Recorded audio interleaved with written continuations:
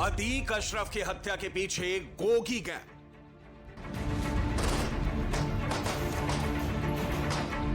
STF की radar पर जेगाना का सप्लायर।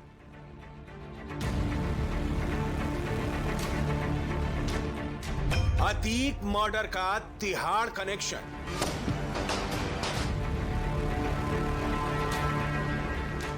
अतीक और अशरफ के मर्डर का मोटिव पुलिस के लिए अभी भी पहेली बना हुआ है। हत्या के बाद तीनों आरोपियों ने सरेंडर किया था और पुलिस ने उन्हें रिमांड पर लेकर पूछताछ भी की, यहां तक कि घटना का रिक्रिएशन भी कराया। पुलिस घंटों उनसे पूछताछ कर रही है, लेकिन आरोपियों की लगातार बदल रही बयानबाजी पुलिस के लिए सिरदर्द बनी हुई है। पुलिस अभी तक ना तो ये पता कर पाई है कि हत्या के पीछे किसकी साजिश है और ना ही अभी तक पुलिस के हाथ आरोपियों को हथियार सप्लाई करने वाला ही लगा है। ऐसे में पुलिस प्रयागराज से कानपुर, कानपुर से लखनऊ और अब दिल्ली एनसीआर में सबूत खंगाल रही है। यूपी एसटीएफ और पुलिस की जांच का दायरा अब तिहाड़ तक पहुंचता दिख रहा है। सूत्रों की माने तो अतीक हत्याकांड की गुत्थी सुलझाने के लिए यूपी एसटीएफ टीम की नजर अब गोगी गैंग के हथियार सप्लाई करने वाले गुर्गों पर है। इस गैंग का सरगना रोहित मोई है, जो इस वक्त दिल्ली की तिहाड़ जेल में बंद है। और पुलिस सूत्रों का दावा है कि भारत में केवल रोहित के इशारे पर ही जिगाना पिस्टल को सप्लाई किया जाता है। 15 अप्रैल को प्रयागराज में अतीक और अशरफ की 3 शूटर सनी, लवलेश और अरुण मौर्य ने गोली मारकर हत्या कर दी थी। बताया जा रहा है कि इन तीनों ने उन दोनों पर एक के बाद एक करीब 20 गोलियां दागी थी। जेगाना से पता चलेगी हत्या की वजह। अतीक अहमद के मास्टरमाइंड तक पहुंचाएगी जेगाना।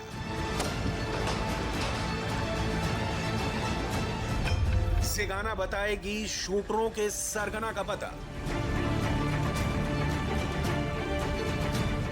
पुलिस के मुताबिक हत्याकांड को अंजाम देने के लिए शूटरों ने तुर्की के जेगाना पिस्तौल का इस्तेमाल किया था और अब पुलिस सूत्रों का दावा है कि गोगी गैंग के सरगना रोहित मोई के इशारे पर ही तीनों शूटरों को जेगाना पिस्तौल की सप्लाई की गई थी और इसी वजह से यूपी एसटीएफ की टीम गोगी गैंग से जुड़े उन गुर्गों की तलाश में जुटी है जो जेगाना पिस्तौल को लेकर तीनों हमलावरों तक पहुंचे थे।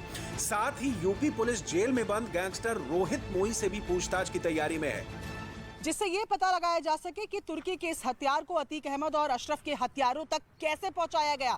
जिगाना पिस्तौल भारत में पूरी तरह बैन है, लेकिन पुलिस सूत्रों का दावा है कि गैंगस्टर रोहित मोई के इशारे पर तुर्की से इसे तस्करी करके लेकर आया गया था।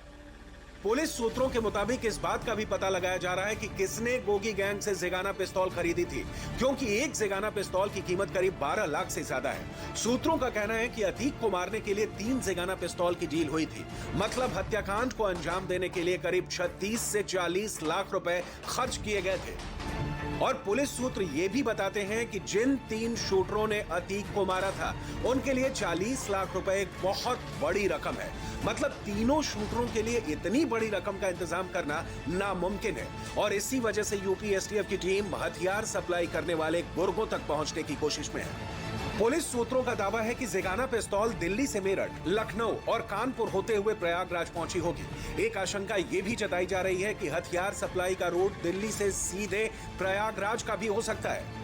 इसीलिए यूपी एसटीएफ ने दिल्ली पुलिस से संपर्क साधा है ताकि पिछले कुछ दिनों में जितने भी हथियार तस्कर दिल्ली एनसीआर में पकड़े गए हैं उनकी जांच की जा सके और ये पता लगाया जा सके कि उनमें कितने गोगी गैंग से जुड़े थे।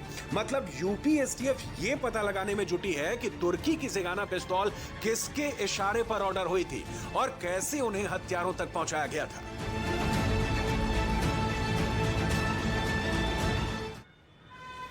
तो ये एसटीएफ की पूछताछ का ही नतीजा है, जिसमें रोहित मोई जैसे शख्स का नाम सामने आ चुका है, जो उत्तर भारत का सबसे बड़ा हथियार सप्लायर है, जिसके डिटेल रिपोर्ट इस वक्त हम आपको दिखा रहे थे। लेकिन अब ऐसी भी बातें निकलकर सामने आ चुकी है कि 2 ऐसे मददगार थे जो 3 शूटर्स को लगातार निर्देश दे रहे थे, कमांड दे रहे थे कि कैसे फायर करना है, किस तरीके से एक्शन लेना है।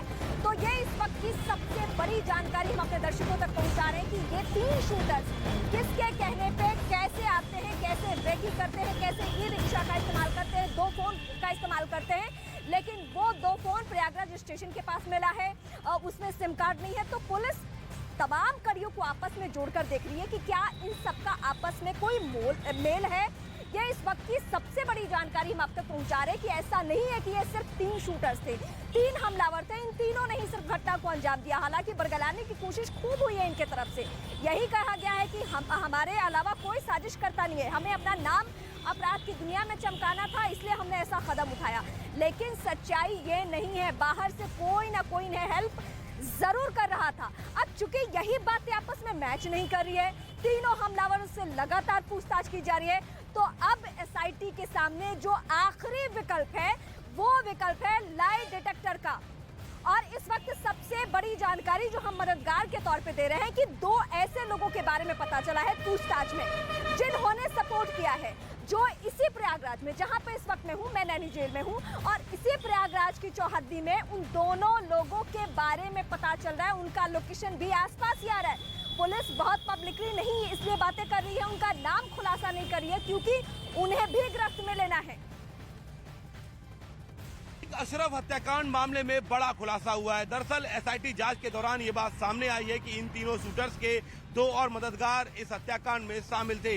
इन दोनों मददगारों ने ही लोकेशन की रेकी की, इन दोनों को सटीक जानकारियां दी और इसके साथ साथ उनके रुकने, रहने और खाने पीने का इंतजाम किया। इन दोनों मददगारों ने ही आरोपियों को प्लेटफॉर्म नंबर 1 के पास एक होटल में रुकने का इंतजाम कराया, बाकी सभी शेल्टर्स प्रोवाइड कराए और इसके साथ साथ सटीक लोकेशन की रेकी कर इनको सारी जानकारियां दी। एसआईटी की जांच के दौरान इस तरीके की बातें सामने आई हैं कि ये दोनों जो मददगार थे, इन्होंने इन तीनों शूटर्स को हर एक चीज बताई जो इस पूरे मसले से जुड़ी हुई थी, जिसके बाद इस बड़े हत्याकांड को अंजाम दिया गया। ये तीनों जो शूटर्स थे, इनको ये मददगार लगातार उस वक्त वारदात के दौरान सभी इंस्ट्रक्शन दे रहे थे और उन्हीं के कहने पर इन तीनों शूटर्स ने सटीक तरीके से वारदात को अंजाम दिया। तो अब इस मामले में 5 लोग ऐसे हैं जो रडार पर हैं। ये तीनों शूटर्स के वो 2 दोस्तों की खोज लगातार एसआईटी और एसटीएफ कर रही है। तो खुलासा यह हो चुका है कि रोहित मोई ने हथियार, हाईटेक हथियार सप्लाई किया, 2 लोगों ने उन्हें सपोर्ट किया, यानी उनके कहने अनुसार ही ये जो शूटर्स हैं उन्होंने हत्याकांड की घटना को अंजाम दिया। अब चूंकि इनकी बातें आपस में मैच नहीं कर रही है, ये खुलकर कुछ बताने की स्थिति में नहीं है, ये खुद को ही प्रमोट कर रहे हैं, तो अब पुलिस को लाई डिटेक्टर टेस्ट करना है जिसके जरिए सब कुछ साफ हो सके और उन तमाम चेहरों को बेनकाब कर सके पुलिस, जो कि फिर से पनपने की प्रयागराज या फिर उत्तर प्रदेश के ज्यादातर जिलों में ये अपना प्रभाव बढ़ाने की कोशिश में है। तो इनकी पहचान करना एसटीएफ के सामने बहुत जरूरी है। एसटीएफ वो विंग है जो कि काम करती है कि कोई भी इस तरीके से आपराधिक गतिविधि हो रही है। और इस वक्त जो एक और बड़ी जानकारी मिल रही है वो अतीत से ही जुड़ी हुई है कि कैसे इन तीनों हमलावरों ने तकरीबन 2 से 3 दिन तक बाकायदा रेकी किया कि कहां कहां मारा जा सकता है। यानी सबसे पहले 1 दिन पहले कॉलवन हॉस्पिटल भी जाते हैं, जब लगा कि नहीं यहाँ पे हमला नहीं कर सकते, आज महफूज वक्त नहीं है, सब कुछ सुरक्षा व्यवस्था बहुत चाक चौबंद है, तो उन्होंने हमला नहीं किया। लेकिन उसके कुछ ही दिन बाद, कुछ दिन क्या, 1 ही दिन बाद ये घटना सामने आ जाती है। यानी बाकायदा होटल में जाना, मोबाइल फोन का इस्तेमाल करना, उसका सिम कार्ड निकाल के उसको फेंक देना, ये सब बहुत ऐसे तरीके से हुआ है कि कहीं से कोई चूक की गुंजाइश नहीं है। और इस वक्त मैं अपनी सहयोगी प्रियंका का सीधे रुख करूंगी। प्रियंका हमारे साथ बनी हुई है। प्रियंका, जिस तरीके से इन्होंने खुद को सामान्य दिखाने की इन तीनों हमलावरों ने कोशिश की कि हमारा किसी से वास्ता नहीं है, हम किसी के कहने पे नहीं आए हैं, हमें अपराध की दुनिया में चमकना है इसलिए आए हैं, लेकिन ऐसा शायद प्रियंका नहीं है, क्योंकि रोहित मोई का नाम सामने आ चुका है। इसके अलावा 2 ऐसे चेहरों के बारे में पुलिस को पता चला है, एसआईटी की टीम को पता चला है, जो दोनों यही प्रयागराज में रह के निर्देश दे रहे थे कि क्या करना है, कब करना है, कैसे करना है। जी देखिए, बिल्कुल ये माना जा रहा है कि केवल 3 नहीं बल्कि 5 लोग थे। इस पर यह भी जानकारी मिल रही है कि घटना के वक्त, जब घटना को अंजाम दिया गया, तब उनके पास मोबाइल फ़ोन नहीं थे, उनकी सिम निकाली जा चुकी थी। तो ये 2 लोग उनके साथ थे, उन्होंने बताया कि कब क्या एक्शन करना है, यानी कि 2 लोगों की इन्वॉल्वमेंट और बताई जा रही है। इनमें से माना जा रहा है कि एक प्रयागराज का लोकल है, एक बाहर से आया था, लेकिन ये बता रहे थे कि किस कदम में क्या करना है। यानी कि केवल 3 नहीं बल्कि 5 लोग इस पूरे मर्डर प्लानिंग में हिस्सेदार थे, ये जानकारी सामने आ रही है। ई रिक्शे से जब ये रेकी करते थे तब उन्हें बताया जाता था कहाँ कहाँ जाना है कहाँ नहीं, क्योंकि ये जानकारी भी बिल्कुल पुख्ता तौर पर सामने आ गई है कि जब रात जो 15 अप्रैल की रात को जब ये पूरी घटना को अंजाम दिया गया उस वक्त उनके पास फोन्स नहीं थे, तो जाहिर तौर पर किसी ने डायरेक्शन दी है। क्या पता वो उस भीड़ का हिस्सा थे जिनमें वो लोग भी पहुंचे हुए थे और वहां से वो भाग गए। इन तमाम पहलुओं पर फिलहाल पुलिस जो है वो जांच कर रही है। एसआईटी एसटीएफ की पूरी नजर इस पर है और लाई डिटेक्टर टेस्ट की भी बात सामने आ रही है, लेकिन रीमा उसके लिए जो अपराधी है या जो आरोपी है उनकी इजाजत लेना जरूरी होता है।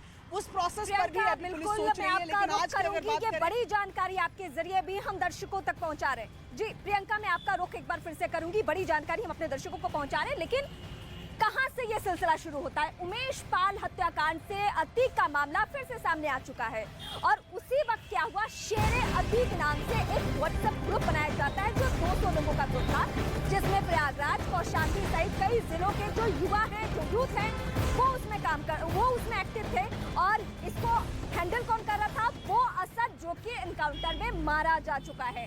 तो असद के बारे में ये ऐसी छवि कुछ लोग बना रहे थे कि नहीं, असद तो अभी इस अपराध की दुनिया से कोई उसका वास्ता नहीं था, लेकिन ये जो शेरे अतीक के बारे में पता चला है, जो 200 लोगों का एक व्हाट्सएप ग्रुप था जिसमें अतीक के बारे में बताया जा रहा था कि अतीक ऐसे उनके कारनामे हैं, ये है, यानी यूथ को और भी भड़काने की कोशिश की जा रही थी। कुछ ऐसे ही लोगों का संगठन तैयार किया जा रहा था। तो इस वक्त जो सबसे बड़ी जानकारी हम दर्शकों को दे रहे हैं वो यही दे रहे हैं। माफिया डॉन अतीक अहमद के बेटे असद द्वारा बनाया गया शेर अतीक ग्रुप के 200 मेंबर इस वक्त एसआईटी की रडार पर हैं। दरअसल उमेश पाल हत्याकांड के कुछ दिन पहले ये ग्रुप डीएक्टिवेट कर दिया गया था, जिसकी वजह से एसआईटी को ऐसा लगता है कि इस पूरे मामले में इस ग्रुप का कुछ लेना देना है। इसमें 200 लोग जो शामिल थे वो प्रयागराज, कौशाम्बी और फतेहपुर के थे, जिनका ब्यौरा अब एसआईटी जुटा रही है। शेर अतीक ग्रुप में असद लगभग हमेशा जो अतीक अहमद के काम है, क्रियाकलाप है, उनका बखान करता था और उसमें कई तरीके की बातचीत होती थी। लेकिन उमेश पाल हत्याकांड के कुछ दिन पहले इस ग्रुप का डीएक्टिवेट होना एसआईटी के समझ नहीं आ रहा है। यही एक वजह कि एसआईटी ने अभी इन 200 लोगों का ब्यौरा जुटाना शुरू कर दिया है और सभी से पूछताछ की जा सकती है। अब हम आपको उस व्हाट्सएप ग्रुप के बारे में बताते हैं जो अतीक के बेटे असद ने बनाया था, जिसका नाम था शेरे अतीक ग्रुप। इंफॉर्मेशन वॉल के जरिए समझाने की कोशिश करते हैं कि दरअसल शेरे अतीक ग्रुप का मकसद क्या था, किस तरीके से खौफ कायम किया जाता था। असद ने दरअसल शेरे अतीक ग्रुप बनाया था और उसके बाद क्या कुछ इस ग्रुप के जरिए होता था ये भी हम आपको बताते चलते हैं। बिल्कुल, तो ये शेरे अतीक जो ग्रुप था, इसके सदस्य तो रडार पर है ही, साथ ही इस ग्रुप का मकसद खौफ कायम करना था। न सिर्फ खौफ कायम करना बल्कि लोगों को भयभीत करके रखना। ग्रुप में अतीक के क्राइम किस्से शेयर किए जाते थे। मकसद वही है कि लोगों को डरा कर रखना, खौफ पैदा करना। बिल्कुल, इसके अलावा कहानियां तो अतीक के आतंक की शेयर होती थी, लेकिन अगर हम आगे बताएं तो क्या क्या उन्होंने अभी तक किन किन वारदातों को अंजाम दिया है, ये तमाम चीजें इस ग्रुप में शेयर होती थी। उमेश पाल की हत्या से पहले ये ग्रुप बंद किया गया, अब इसकी भी जांच में जुटी है, क्योंकि जब उमेश पाल की हत्या होती है उससे पहले तमाम कहानियां, तमाम किस्से इसमें शेयर होते थे। और देखिए, ग्रुप इसलिए भी जल्दी जल्दी बंद कर दिया गया, कहीं ऐसा ना हो इस ग्रुप के माध्यम से और लोगों पर शिकंजा कसा जा सके। लेकिन ग्रुप के 200 सदस्य अब एसआईटी की रडार पर है, जिस डर से इस ग्रुप को बंद किया गया था। बिल्कुल, और अतीक मर्डर का आरोप अरुण ग्रुप का सदस्य था, आरोपी जो है, क्योंकि इसमें कई सारे तार जुड़ते हुए नजर आ रहे हैं कि किस तरीके से ऐसे में वो तमाम लोग अब रडार पर है जो लोग इस वारदात में शामिल थे और इस ग्रुप का हिस्सा भी थे।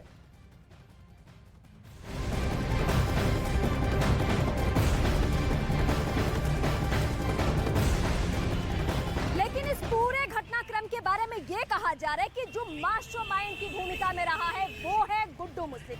और गुड्डू मुस्लिम का एक और रिकॉर्ड रहा है, जिसके साथ भी हो रहा, जिसके साथ भी इसमें गद्दारी की उसका हश्र हुआ, अतीक और अशरफ सरीखा ही। लेकिन वो गुड्डू मुस्लिम इस वक्त भागा फिर रहा है। लास्ट लोकेशन के बारे में ये पता चला कि वो ओडिशा में था, हालांकि वहां से भी वो मूव कर चुका है, लेकिन एक उसके ड्राइवर के करीबी के बारे में पता चल चुका है जिसने उसको गाड़ी प्रोवाइड कराई। एक उसकी और कोशिश है कि वो पश्चिम बंगाल चला जाए, वहां के जेल में वो रह जाए ताकि एनकाउंटर से बच सकता है, क्योंकि वो भागने की कोशिश करेगा तो एनकाउंटर की परिभाषा आप सबको मालूम ही है कि किस तरीके से ये मामला होता है। लेकिन इस वक्त जो सबसे बड़ी जानकारी हम अपने दर्शकों तक पहुंचा रहे हैं कि गुड्डू मुस्लिम का पकड़ा जाना ही एसटीएफ के लिए सबसे बड़ी सफलता होगी, क्योंकि जब गुड्डू मुस्लिम पकड़ा जाएगा तो पता चलेगा कि ये पूरा मामला उमेश पाल का किस तरीके से आगे बढ़ा, किसने साजिश रची, किसने क्या किया। तो एक डिटेल रिपोर्ट देखिए आप।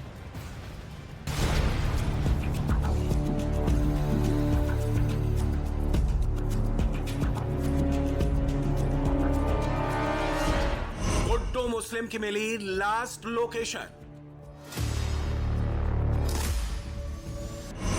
शूटर गुड्डू ने बनाया पश्चिम बंगाल में बसने का प्लान।